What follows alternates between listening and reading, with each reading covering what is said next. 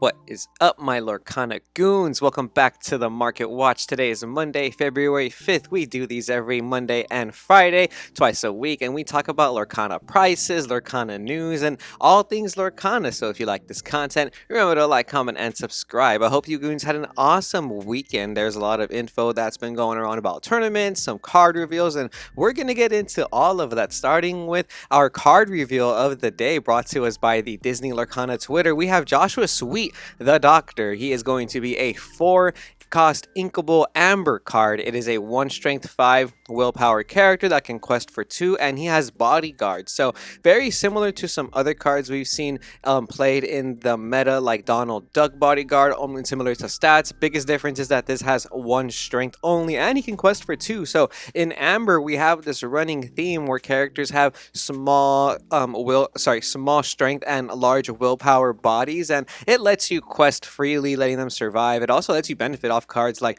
Rapunzel, Teeth and Ambitions, etc., because you can take more damage on these characters. So Joshua Sweet, everybody, card reveal brought to us by Disney. We have some other card reveals that happened this weekend as well from some content creators.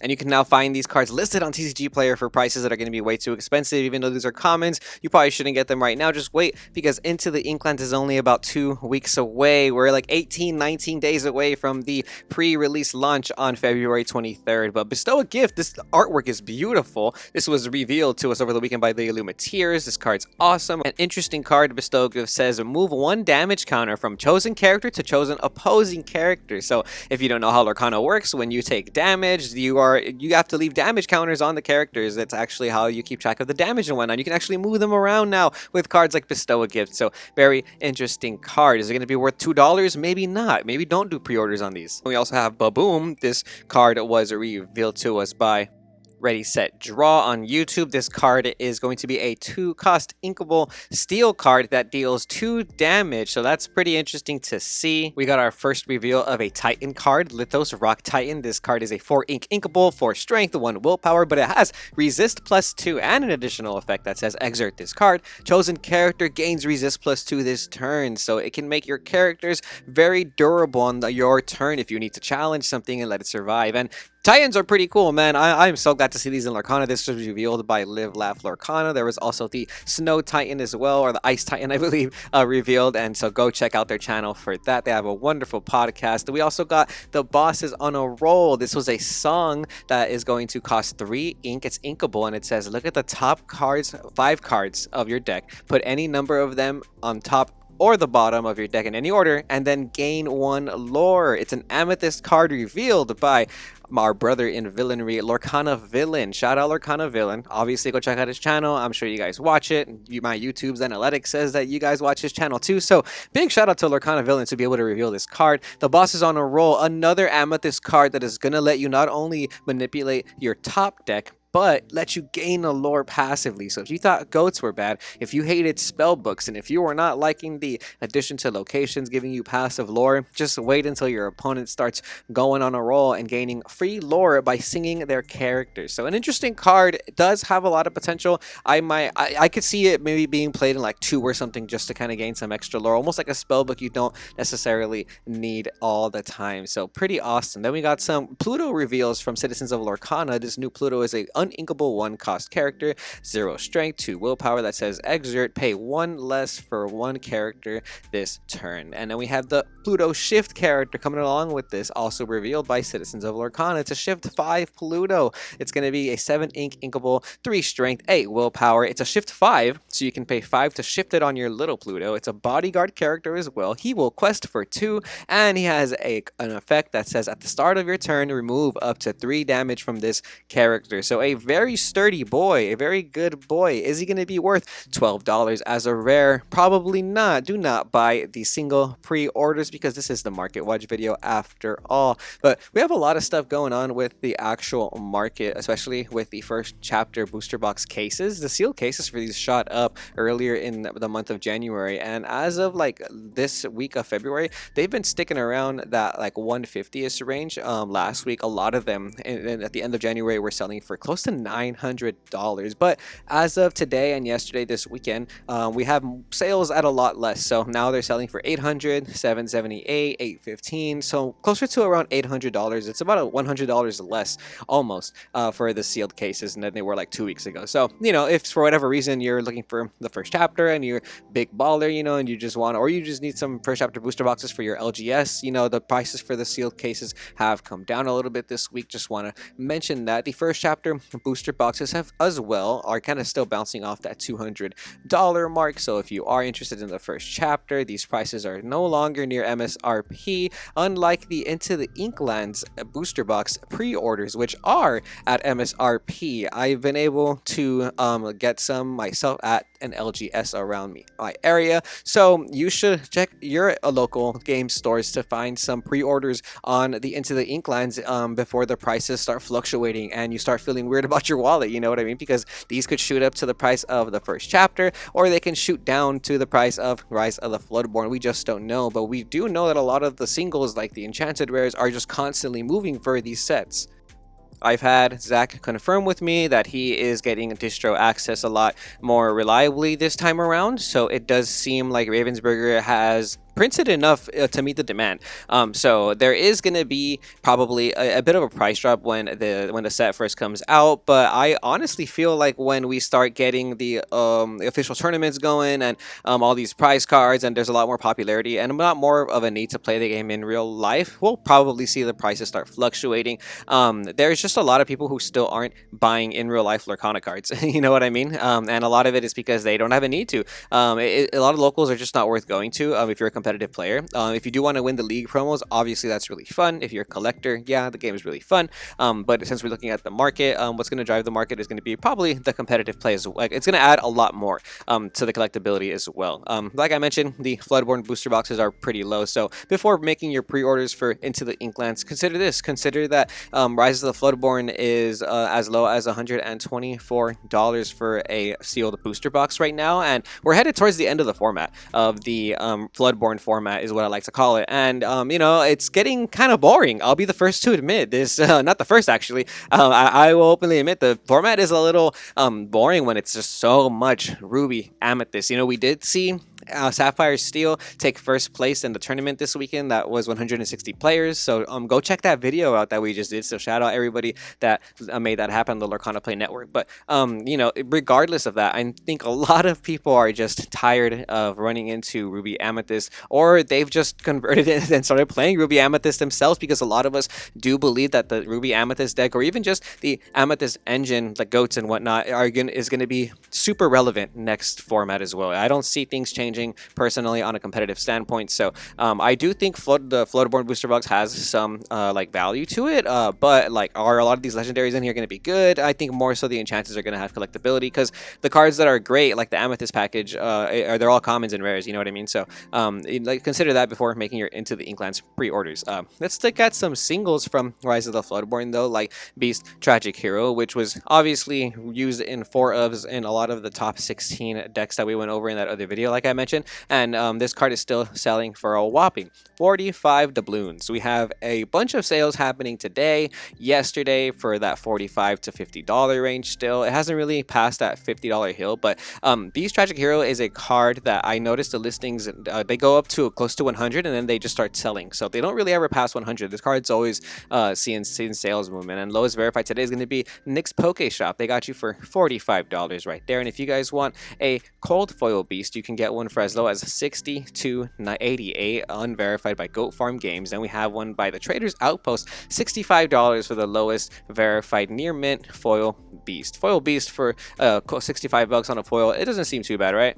That's where we've been seeing it, so I feel like in the last month or so, that's the price you're probably going to have to pay. Maleficent Monstrous Dragon coming down in price just a little bit. It's still around that $35 range, but they're not really selling for more than that. So consistently selling for $35, and we're still seeing a lot more listings of this card getting put on the shelves. 153 listings now. I believe last time we left off, it was like 120 or something, maybe like 130. So I still see these at the foils are definitely more expensive. We have a lowest verified near mint for $58. Oh, but then after that, the next one starts to be $69. So There's a $10 this oh wow, the banana stand. Shout out the banana stand. They have 7 of them for 58.91. They're near mint and they're $10 less than everybody else today. So, I can't afford 4 of them right now. I mean, I just don't want to wouldn't make that financial decision today. I am not excited enough about Maleficent Monsters Dragon to make that final. But if you want foils and you are a collector, and I think this is a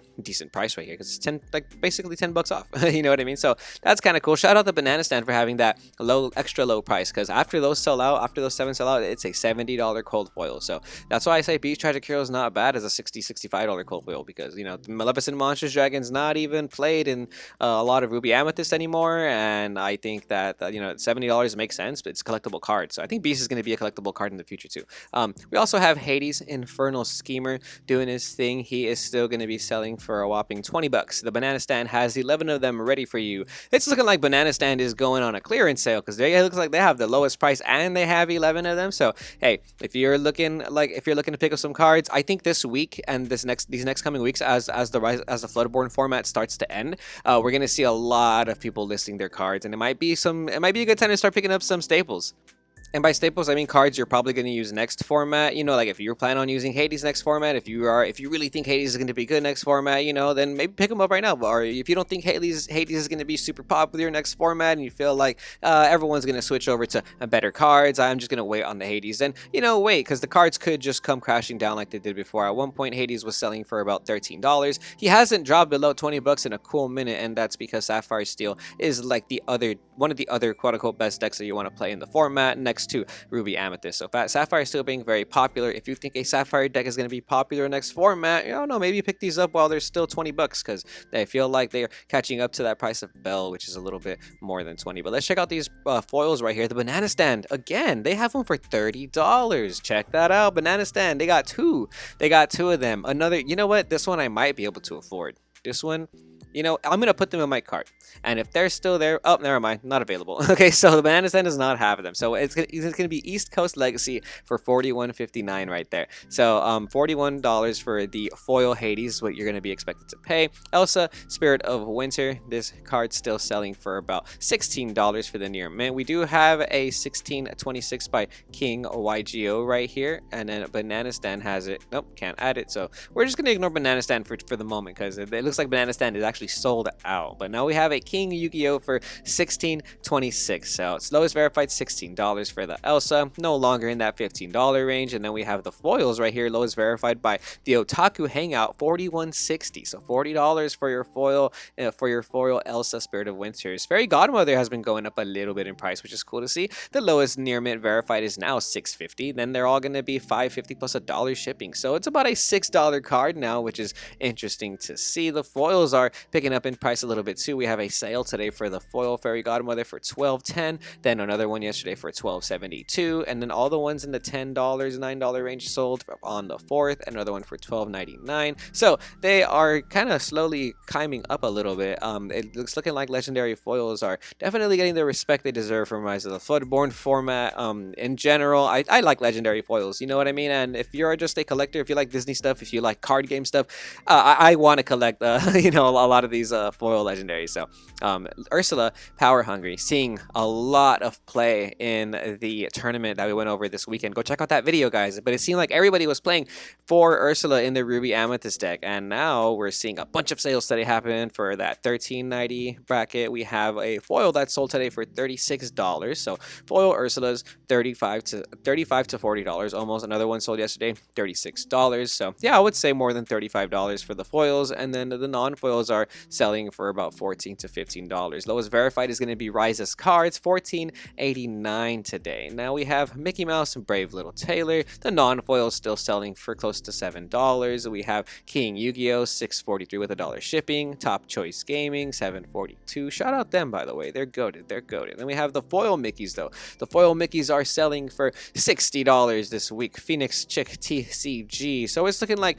there's more listings getting put up on these foils. They were kind of bouncing off that $70 $70 mark, and I think a couple of them did kind of sell for like that $70 range, if I'm not mistaken, when we're looking at them last week. But today we have a low as verified of $60, and Recreation Games has you for 61, the Armory 63. So there's a couple sales, right? There's a couple listings, I mean, right here for less than that $70 range. But after these sell out, they start to hit that $70 to almost $80 range again for the Mickey Mouse Brave Little Tailor. So I want to say there, I would still value it at like 65, 70. Scar, Vicious Cheater. This card has been seeing a lot of sales movement over the weekend. Yesterday, a couple sales for that $10 range. We have one for $9.99, another one for $9. A lot of the ones that were on the $7 range have sold out, and that right now, as of today, King Yu-Gi-Oh has you lowest near mint for $6.34 with $1 shipping. But if we're only going by near mint, the lowest verified after that is going to be the Fizzy Man for $7.45. So about $8 for the Scar Vicious Cheater. I think these cards, by the way, are cards that might have potential next format, and pick them up right now while they're low if you like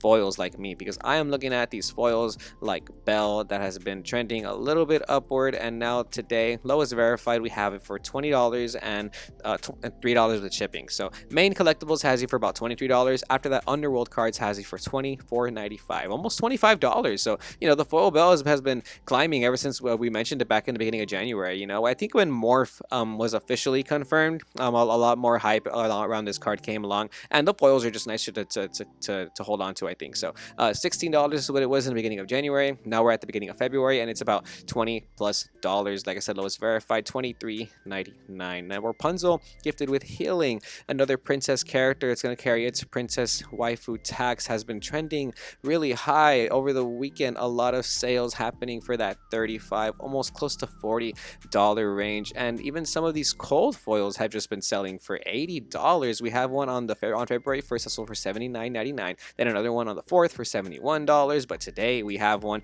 that sold for $89.98. Can you believe that? $89 for this Rapunzel foil. If you want a non-foil, lowest verified is going to be $35.88. So then go ahead and check that out right there. But let's check out these foil prices, right? The lowest verified foil is not going to be Banana Stand because they don't have any. So sorry, Banana Stand, you don't get a shout out. Instead, we're going to shout out Long Monster cards. They're the lowest verified near mint, $72.95. So about $72, about $70 for the foil Rapunzel. Wow, this $80 one is a little, this $90 one was a little high, buddy. I don't know what happened there, but okay, yeah, I would say around 75, you know, for the foil Rapunzel. Belle, Strange but Special. Princesses moving upward in the market, always maintaining their value. It did kind of bounce off that $28 mark, and now a bunch were selling for $25 as of today. We have a couple sales for that $28 mark even, so close to $30, still around that $26 range with Banana Stand. We're not including you today, buddy. Dabad Cards has you for $26. Shout out you guys for this price today. $26 with $1 shipping. After that, it goes $27.99 by Sunshine Games. So Sunshine Games has you for close to $30. This is a $30 card. I said it in the last market watch, and I just feel like because of the popularity of Sapphire Steel right now, this card is $30. But you know, there's only a couple more weeks in the format, so do you really want to pick it up right now for $30, or do you want to see what's going to happen in the format? Be prepared. Another staple that I think you should probably pick up while they're still less than $10. These are just cards that are kind of trending downward right now, and I think that in the next format, there's no way Be Prepared is a bad card.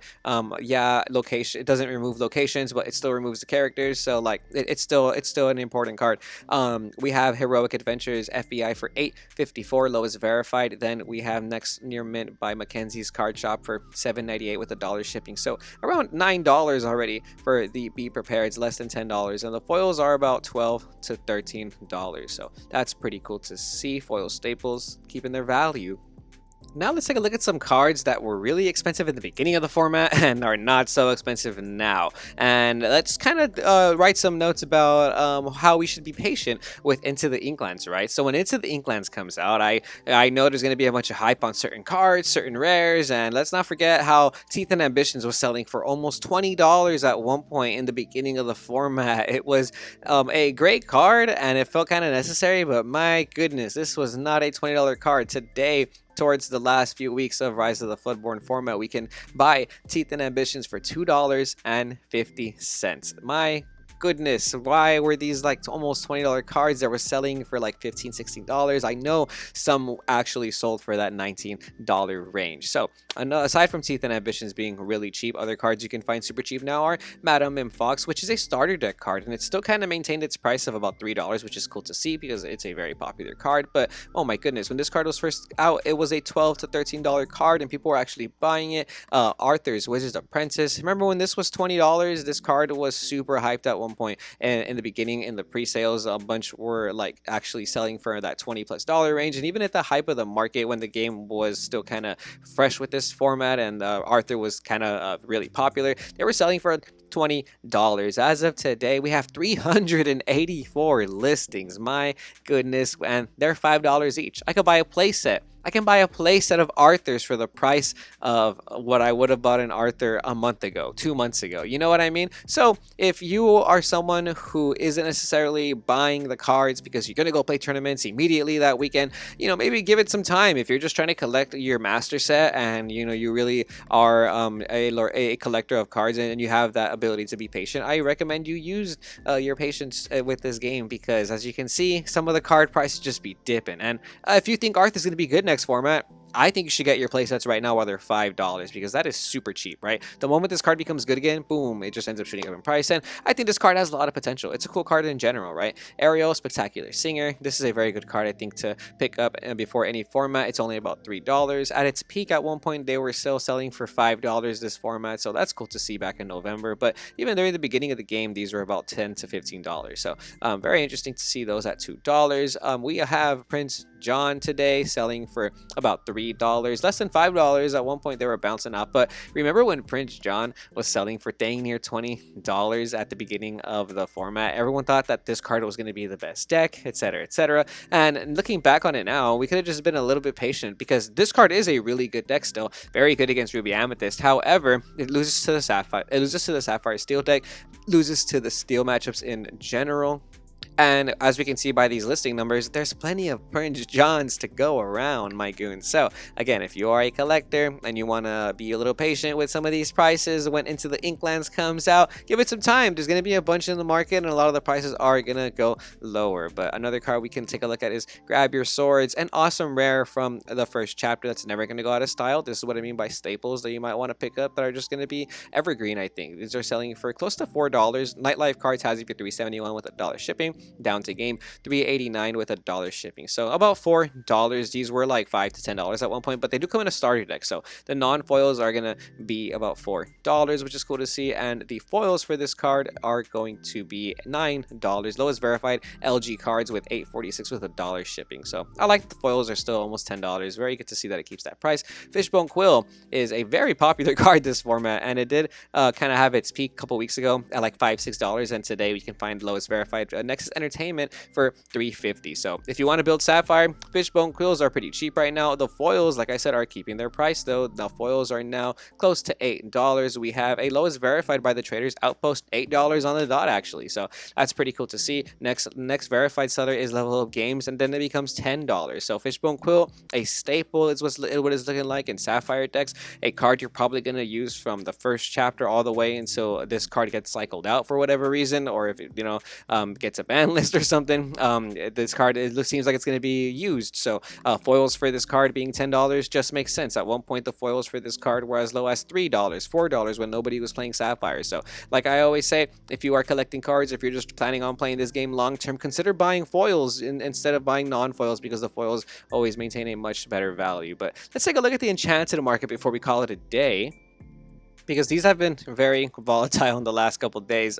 As you can see by this nifty chart, this bell that kind of started it all kind of peaked at around $250 as of yesterday. A bunch of sales this weekend actually were occurring for that $230 range. So we have 3 for $230, 2 for $225, another one for $240. So less than $250. And today we have the lowest verified of Haven Tabletop for $253. So around $250 is what it's looking like this card has finally settled at. Simba, Return to King, we have two sales happening over the weekend that were less than $200. 182, 175. So more than that 131, but still. Now we have a bunch of listings though for less than 200, 174, 175, 182. So like I said in the other market watch, I don't think that's a $200 card. Is it a $175 card? That seems a little bit more reasonable at least. You know what I mean? So the card did come down a little bit, and like we did talk about in last week's market watch, people are just going to keep undercutting listings the more the more time that we have. So unless these start moving, then we're going to see more and more listings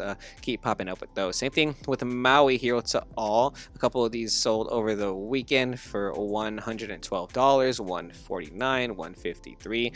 Less than 200 though. So if you bought it at 200, a little bit overpriced, but 150 is what it's looking like is the value for this Enchanted Maui. And that's kind of what we're sitting at for a lot of the Enchanted now. There's not many Enchanted anymore that are less than $100. I want to say there's only one, but most of the Enchanted, like even Alice Grow and Grow here, they're sitting at like 150 to 170. So lowest and near mint for the Alice Enchanted is going to be 169 by Mana Spark cards, and we do have a bunch of sales for this card happening for around that 170 range. So while the Enchanted did get a bump in price, it wasn't like super duper like high like a lot of us were hoping, and they are starting to settle down now, and it's looking like 150 is like what we're going to see for most of them. Tinkerbell is the exception alongside with like Surfer Stitch, for example, and a lot of these are going to keep value because Tinkerbell is like is a card in the meta. It has like a type of nostalgia almost to it already because the first chapter and Rise of the Floodborn are almost over. But over the weekend we had a sale for 240 and another sale for 230, and then one on the first for 263. So that's cool to see. Today, if you want one, we have a lowest verified by J&L Games for $240. That's kind of cool to see actually. And then the next one after that near mint is going to be $280 by the Cardboard Store. So around 250.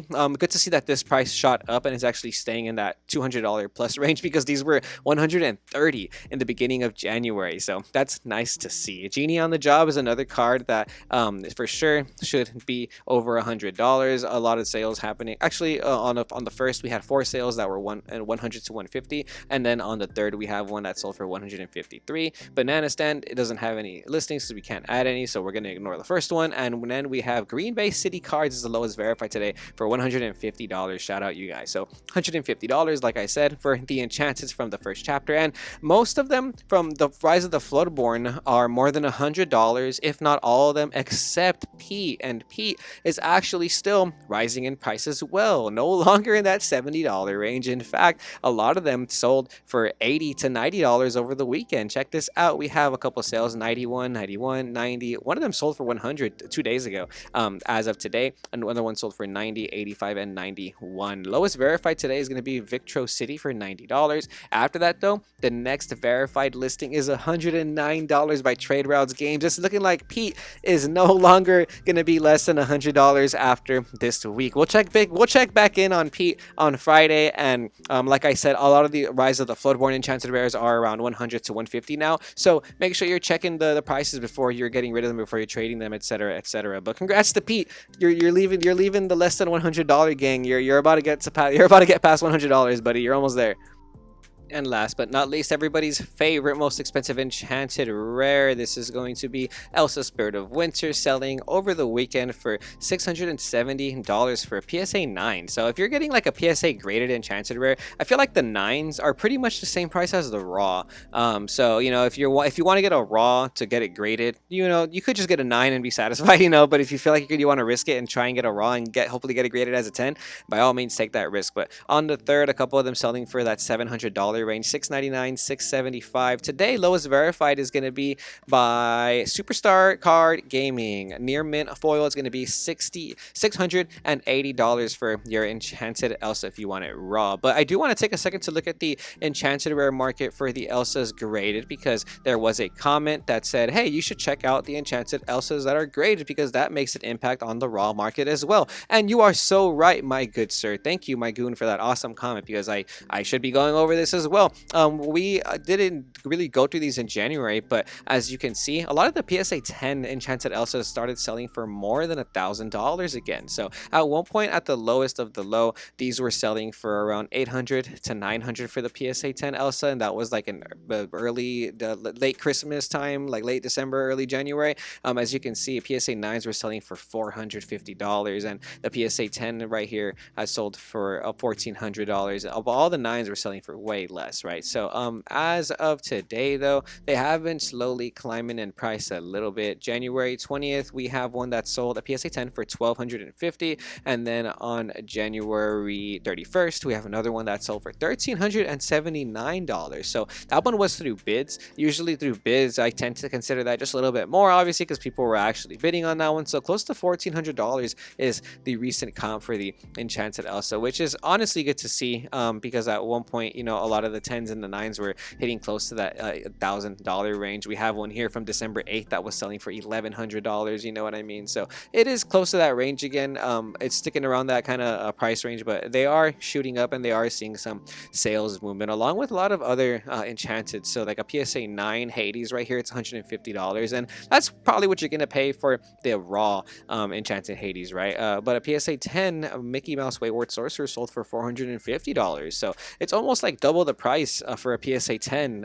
You know what I mean? If you have an Enchanted Rare. So let's say you want to get a card graded, you can like mail it in and whatnot, or you can take it to even some collectible shows. PSA is there to get it graded. There's a couple other people you can take it graded to, like Beckett or something. And from then on, you get to basically get a grade on the card and you get it back in the mail. And if it's graded a 10, it's looking like it's like double the price right here. So that's kind of cool. A lot of the other Enchanteds are selling also, like the Floodborn ones. We have a near mint 9 PSA Namari that sold for $120, but it's looking like Elsa and Mickey are the most popular from what I can tell on this 130-point graph. But let's take a look at the D23 promo cards while we're on 130 point before we call it a day, shall we? Couple sales happening on the 30th for Mickey BLT. One was a PSA 8 for $1,000. That's cool to see because back in last year, I almost picked up a near mint PSA 9 Mickey for $1,000. So the fact that the 8 sold for that much is pretty interesting to see. A PSA 9 Hook sold for $1,049, and a PSA 10 Cruella de Vil sold for $1,947, almost $2,000. Ooh, that PSA 10 Robin Hood also sold for $2,000. So $2,000 for the PSA 10s for some of the D23 promos, what it's looking like, aside from Monstrous Dragon, which usually sells for almost $3,000. We have a $2,800 for on January 25th for Maleficent Monstrous Dragon. So that's cool to see. And then let's go ahead and take a look at Elsa, because Elsa's like the biscuits. It's like the bread and butter. So most recent sales for Elsa are on December 26th. That's going to be from a D23 PSA 10 for $5,900. And then before that, December 6th, $5,000, and then December 1st, close to $7,000. Wow, so this is a big difference, you know what I mean? It kind of fell a decent amount, and it's looking like it's stabilizing at around that like $6,000 range. So we'll see what happens to this Elsa. Actually, one sold on February 1st for $2,800. Ooh, okay, and then another one sold on January 29th for $6,200. That was a PSA 10. Okay, so a PSA 10 sold for $6,000, like I said. So that's like the range right now for the PSA 10, close to $6,000, and then a PSA 9 sold for $2,800. Okay, so yeah, man, the D23 Elsas, that's like the bread and butter in my opinion. That's like the holy grail, as they say, you know what I mean? But who am I? I'm just a card game player. I'm just your local Lorcana goon. So remember, guys, Into the Inklands coming very soon, almost in 2 weeks. Remember, manage your funds, decide how many boxes you want to get for the pre-orders or on release date before the prices start going up and down, and be patient with some of the card sales, you know what I mean? Remember, Sad Boy Beast was about $10 around the first week or so of the format because everybody thought Popsicle was the best deck ever, and Flavor Shams were the same price, and now Flavor Shams are penny cards from starter decks, and Sad Boy Beasts are $40 and $50. So be patient. Watch the market watches. Be sure to stay tuned to Lorcana Goons, and until then, we will see you goons next time.